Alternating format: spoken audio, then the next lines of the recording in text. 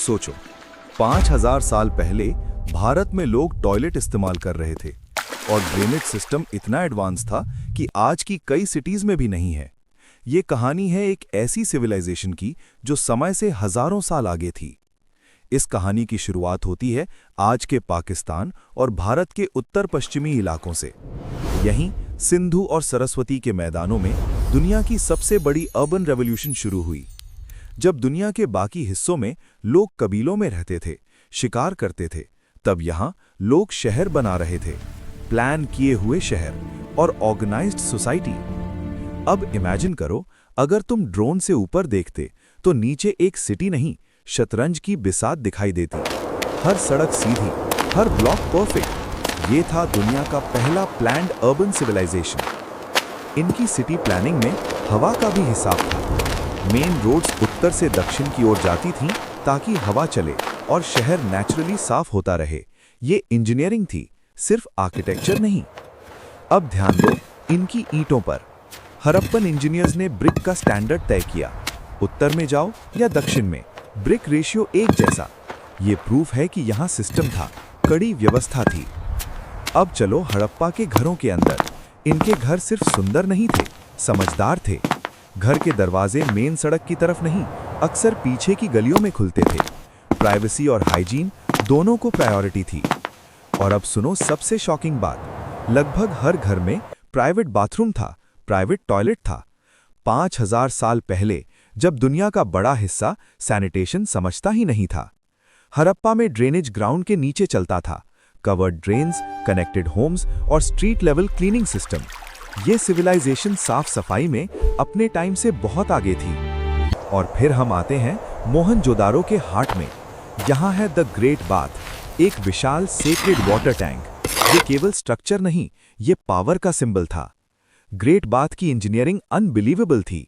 पानी लीक ना हो इसके लिए जिप्सम मोर्टार लगाया गया और ऊपर बिटुमिन की वाटरप्रूफिंग कोटिंग, मतलब दुनिया का सबसे पुराना waterproofing model.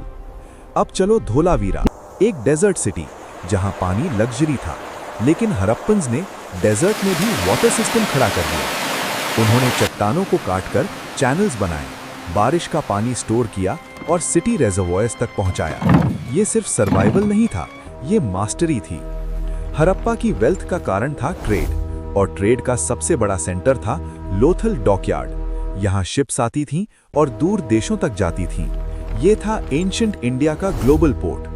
Carnelian beads, ivory, copper, standard weights, हर चीज बताती है ये लोग बिजनेस में मास्टर्स थे।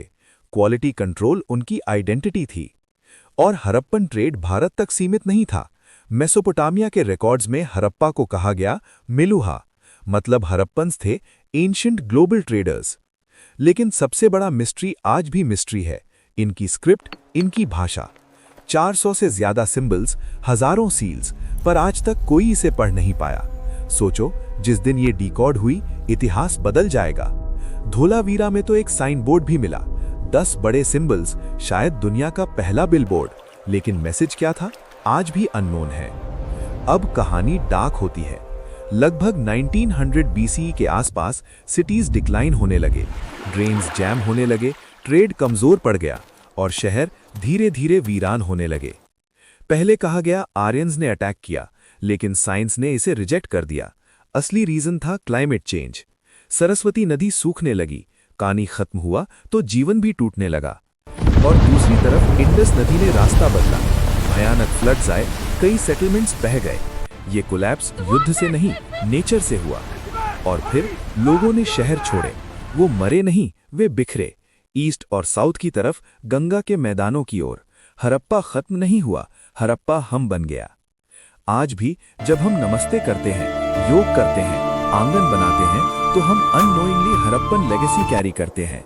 वो सभ्यता आज भी हमारे भीतर है। ये रूइंस साइलेंट है, लेकिन इनकी कहानी लाउड है। ये याद दिलाते हैं कि हम एक महान सभ्यता के वारिस हैं। हड़प्पा मरा नहीं, हड़प्पा हम बन गया।